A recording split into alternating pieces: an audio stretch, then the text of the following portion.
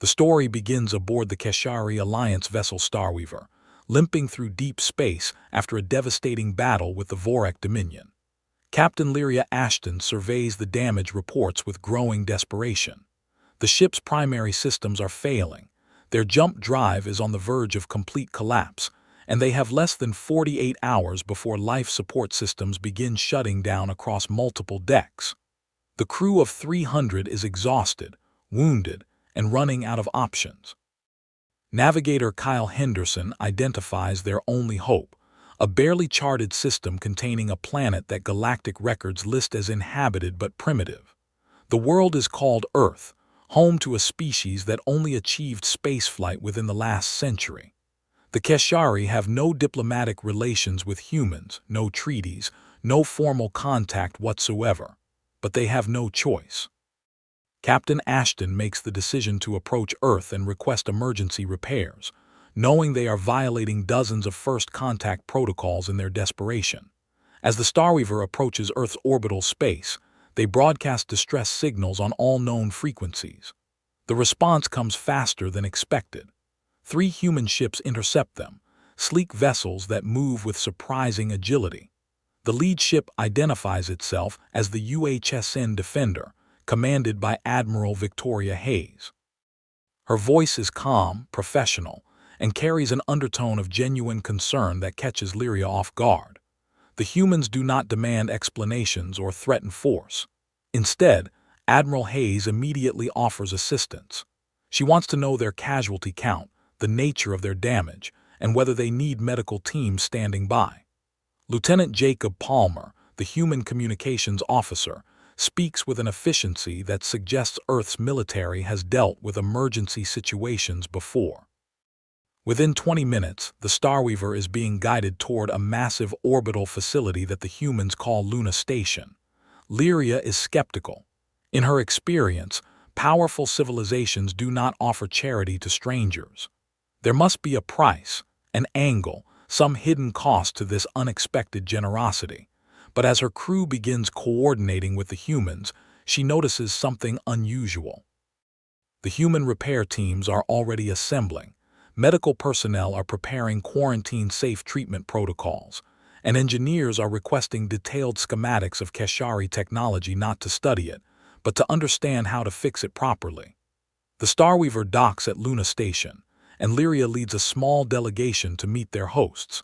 She is greeted by Commander Rachel Stone, Luna Station's Chief of Operations, and Chief Engineer Benjamin Cross. What strikes Lyria immediately is the facility itself. Luna Station is enormous, far larger than any orbital platform should be for a civilization that only recently achieved interstellar capability. The technology is sophisticated, almost disturbingly so for a species the Keshari databases list as Tier 3 at best. Commander Stone leads them through the station, and everywhere Lyria looks she sees efficiency and preparation.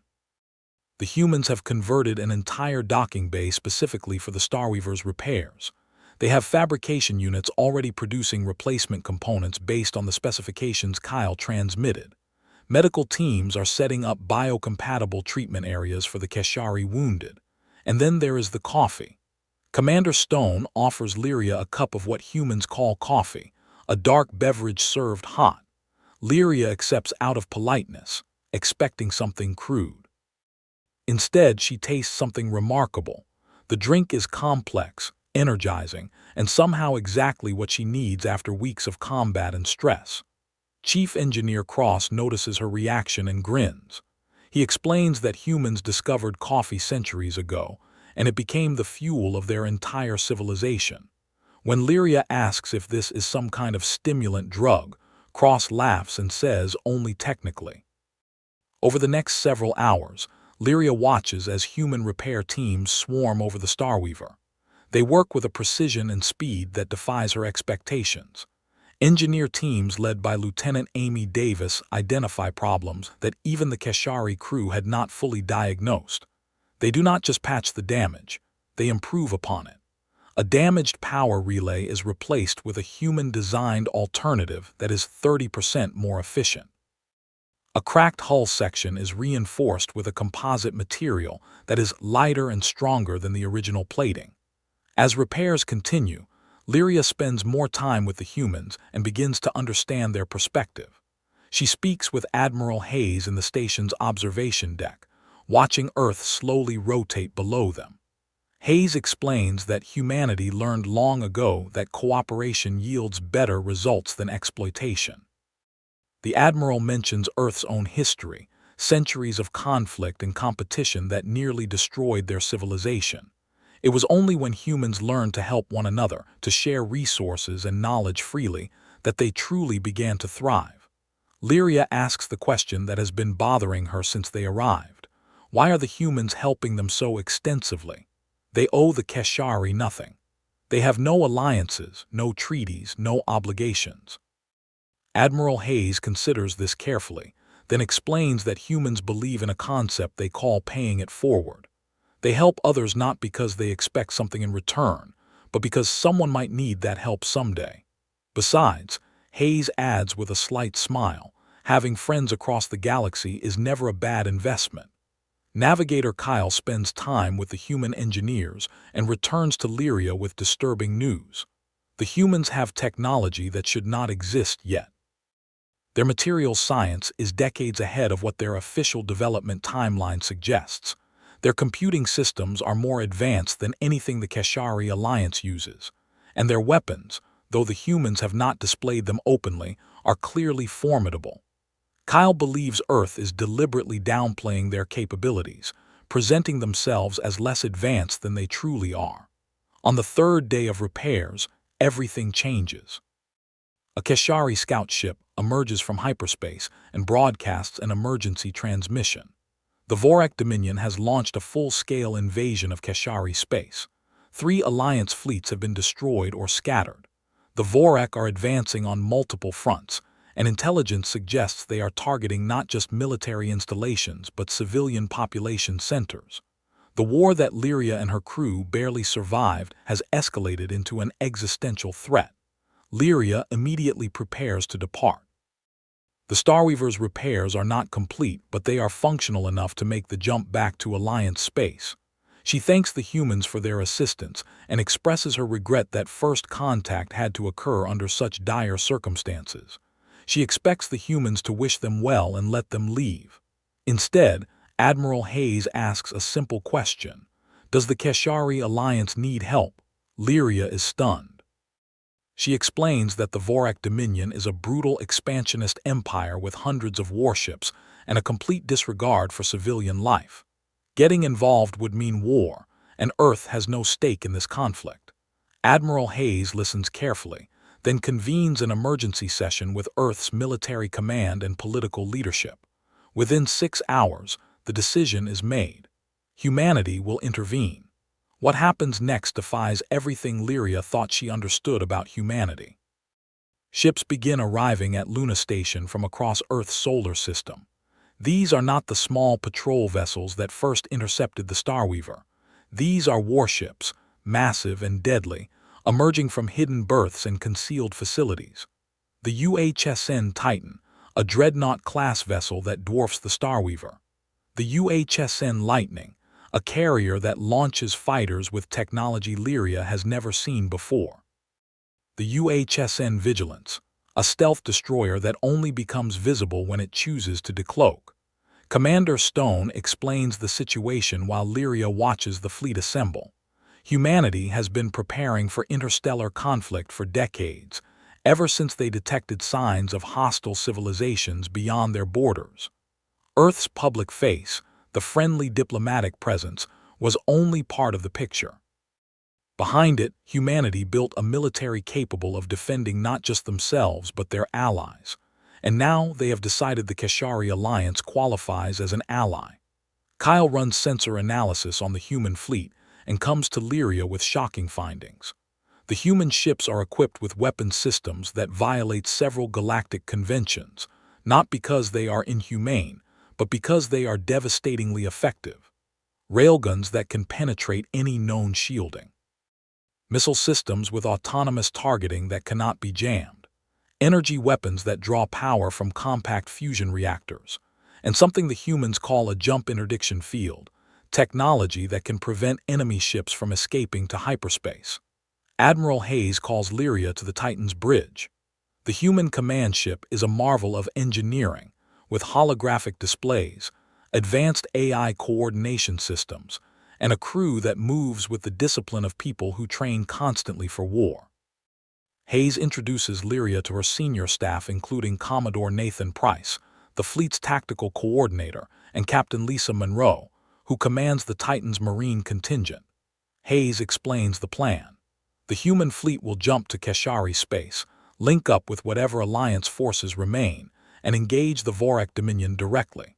The journey to Keshari space takes 2 days at maximum jump speed. During this time, Lyria is integrated into the human command structure as a liaison officer. She works alongside Commodore Price, helping coordinate human and Keshari tactical doctrines. What impresses her most is how seriously the humans take this role. They do not simply impose their strategies, but actively seek to understand how the Keshari Alliance fights, what their strengths and weaknesses are, and how to complement their existing forces. Lyria spends time with various human crew members and begins to understand their culture better.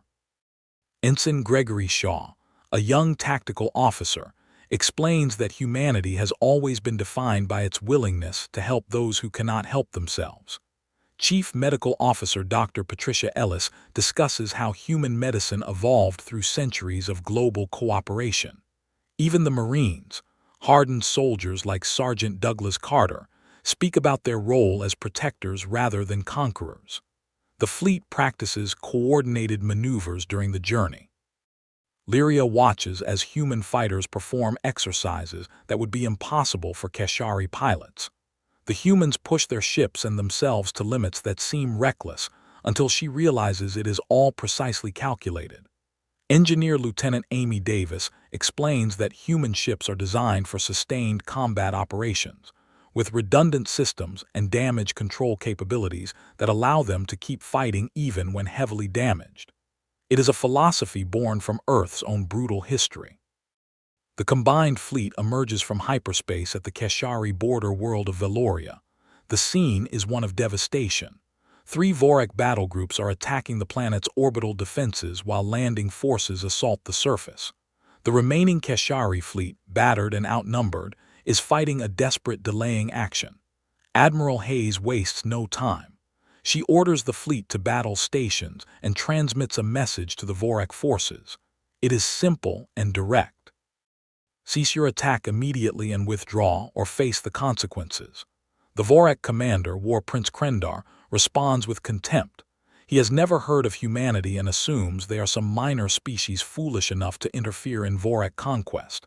He orders his forces to destroy the human fleet. It is the last mistake he will ever make. Admiral Hayes gives the order to engage, and the human fleet proves exactly how dangerous they are. The battle is shockingly one-sided. Human railguns punch through Vorak shields as if they do not exist. Missiles launched from the Lightning's fighter wings overwhelm Vorak point defense systems with sheer volume and intelligent maneuvering. The Vigilance and her sister ships, stealth destroyers that the Vorak cannot even see until they open fire, systematically destroy enemy command vessels. And the Titan herself, the flagship of humanity's war fleet, demonstrates firepower that staggers even Lyria's expectations. Within 30 minutes, the Vorak battle groups are in full retreat. War Prince Krendar attempts to jump to hyperspace and escape, but the humans activate their jump interdiction field. His flagship is trapped, unable to flee, forced to fight. Commodore Price coordinates a precision strike that cripples the Vorak command ship without destroying it. The humans want prisoners and intelligence, not just victories. Krendar and his senior staff are captured by Captain Monroe's Marines in a boarding action that lasts less than 10 minutes. The Keshari Alliance leadership arrives at Veloria aboard their remaining command ships. They are greeted by Admiral Hayes and introduced to humanity's representatives. The initial meeting is tense, not because of hostility, but because of sheer disbelief. The Keshari Alliance has been fighting the Vorak Dominion for 3 years, suffering massive casualties and losing entire systems. Humanity defeated a major Vorak fleet in less than an hour. The Alliance High Command, led by Chancellor Adrian Brooks and Fleet Marshal Linda Grant, wants to understand how humanity achieved such technological superiority without anyone noticing. Admiral Hayes explains that Earth took a very deliberate approach to its place in the galaxy. They observed, they learned, and they prepared. While other civilizations broadcast their capabilities and competed for status, humanity built their strength quietly and carefully. Now that strength would be used to protect their new allies. Over the next several days, the human fleet conducts a series of devastating raids against Vorak positions throughout Keshari space.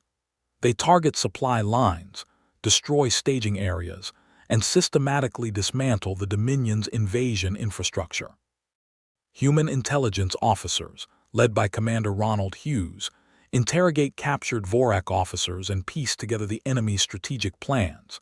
What they discover is troubling. The Vorak Dominion was planning to use Keshari space as a staging ground for attacks against multiple neighboring civilizations. Admiral Hayes proposes a formal alliance between humanity and the Keshari, but she goes further, suggesting that they reach out to other civilizations threatened by the Vorak Dominion.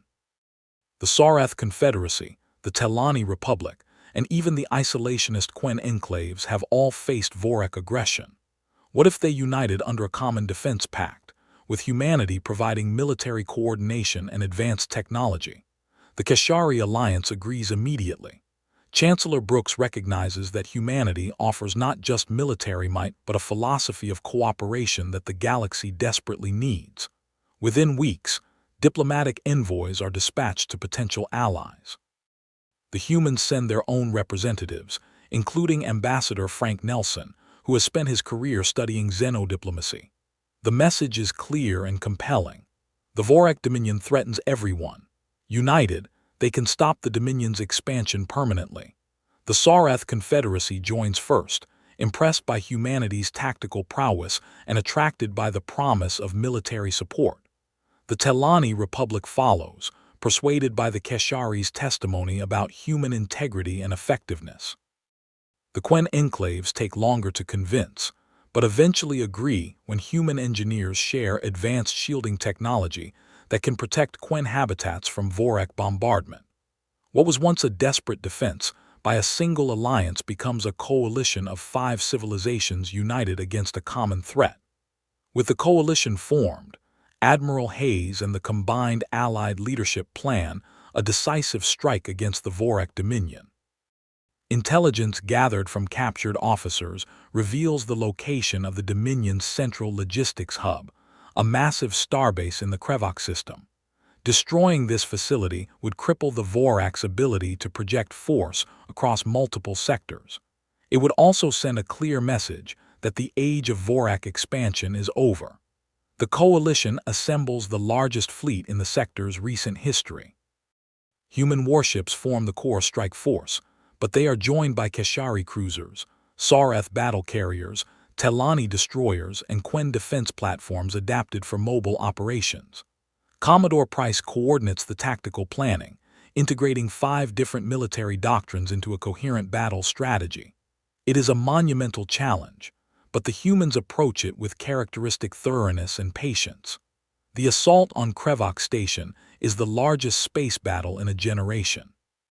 The Vorak Dominion has heavily fortified the system with defense satellites, minefields, and a fleet of over 200 warships. The coalition forces approach in carefully coordinated waves, with human stealth ships clearing paths through the defenses while Allied vessels provide covering fire. Admiral Hayes commands from the Titan, directing the battle with precision and adapting to Vorak counter-strategies in real time. The battle lasts 4 hours and is brutally intense. Both sides suffer casualties, but the coalition's superior coordination and human technological advantages prove decisive. The Vorak defenders fight with desperate ferocity, but they cannot overcome the combined might of 5 civilizations working in perfect synchronization. Krevok Station is destroyed in a massive explosion that can be seen from the outer planets of the system. The Vorak fleet breaks and retreats, abandoning their positions across multiple sectors. With their logistics destroyed and their fleets scattered, the Vorak Dominion has no choice but to negotiate. Supreme Overlord Thrakkus, the Dominion's absolute ruler, reluctantly agrees to peace talks. The negotiations take place on a neutral space station, mediated by human diplomats led by Ambassador Nelson. The terms are harsh but fair. The Vorak must withdraw from all occupied territories, pay reparations to the civilizations they attacked, and submit to inspections ensuring they dismantle their most aggressive military installations. What surprises everyone is humanity's approach to the defeated enemy. Rather than demanding unconditional surrender or imposing punitive measures that would breed future resentment, the humans advocate for a peace that allows the Vorak to maintain their dignity while ensuring they cannot threaten others. Admiral Hayes explains that humanity learned this lesson the hard way in their own history. Vengeful peace treaties create future wars. Fair settlements create lasting stability. The treaty is signed after 3 weeks of intense negotiations. The Vorak Dominion becomes a signatory to the new coalition treaty, which establishes mutual defense obligations and trade agreements between all member civilizations. More importantly, it creates a framework for peaceful dispute resolution and cultural exchange. The humans insist on including provisions for educational programs and scientific cooperation, arguing that shared knowledge prevents future conflicts. In the months following the treaty, the galactic political landscape transforms dramatically. The coalition becomes the dominant power bloc in the sector, not through conquest but through voluntary membership. Dozens of civilizations, impressed by humanity's effectiveness and inspired by their philosophy of mutual support, petition to join. The humans carefully evaluate each application, ensuring that potential members genuinely share the coalition's values rather than simply seeking military protection. Earth becomes the unofficial capital of this new order, with Luna Station expanded into a massive diplomatic and military coordination center. The humans share their technology freely with coalition members, but always with careful consideration of how it will be used. Chief Engineer Cross leads a massive technology transfer program that upgrades allied fleets and infrastructure, while teaching coalition species how to maintain and improve these systems themselves. The goal is not dependence but partnership. Captain Lyria, now promoted to Admiral in recognition of her role in establishing first contact, becomes the Keshari Alliance's permanent liaison to Earth. She works closely with Admiral Hayes and the Human Military Command, helping bridge cultural differences and translate strategic concepts between coalition members. She often reflects on how drastically her perspective has changed. She approached Earth expecting to receive basic repairs and leave quietly. Instead, she found allies who transformed the entire sector. During a quiet moment on Luna Station's observation deck, Lyria asks Admiral Hayes a question that has been bothering her for months. Why did humanity help them? The humans could have easily remained neutral, watched the Keshari and Vorak destroy each other, and emerged as the dominant power by default. Hayes considers this carefully, sipping her ever-present coffee before answering. The Admiral explains that humanity's greatest strength is not their technology or their military might, but their belief in collective survival. Earth learned through painful experience that civilizations thrive when they cooperate and wither when they compete destructively. The humans saw the Keshari Alliance not as potential rivals or resources to exploit, but as neighbors who needed help. And in humanity's philosophy, you help your neighbors because someday you might need help yourself. Hayes adds that humanity was also making a strategic calculation. They could have built the most powerful military in the galaxy and ruled through fear, but that would have made them targets. Instead, they built relationships, shared their capabilities, and created a network of genuine allies. Now humanity is protected not by threats but by friendship, not by domination but by mutual respect. It is a slower path to security, but ultimately more stable. The story concludes 2 years after the Starweaver first approached Earth. Lyria stands in the Grand Assembly Hall of Luna Station, watching representatives from 20 coalition civilizations gather for the annual summit. The hall is filled with diverse species, each bringing their own perspectives and traditions, united by a common commitment to peaceful cooperation and mutual defense. In the center of the hall, a monument commemorates the Battle of Veloria, the first engagement where humanity revealed its true capabilities. Admiral Hayes approaches Lyria, carrying 2 cups of coffee. She hands one to the Keshari admiral with a smile, and they stand together watching the assembly. Lyria reflects on how profoundly her life has changed. She came to Earth expecting temporary repairs. She received upgrades that made the Starweaver more capable than ever. She tasted coffee, that strange human beverage that somehow embodies their entire philosophy, turning something simple into something profound through care and attention. And she gained allies who would help reshape the galaxy. The summit begins, and humanity's Secretary General Catherine Miller addresses the assembly. She speaks about shared challenges and collective opportunities, about protecting the vulnerable and building lasting peace. Her words are measured and thoughtful, reflecting the careful approach humanity takes to everything. Lyria realizes that this is what makes humans truly exceptional. Not their weapons, not their technology, but their unwavering belief that the galaxy can be better if people simply choose to help one another. As the summit continues, Lyria allows herself a moment of hope. The Vorak Dominion, once a terrifying threat, is now a reluctant but peaceful member of the coalition. The Keshari alliance has rebuilt stronger than before. New civilizations continue joining, drawn by the promise of security and genuine partnership.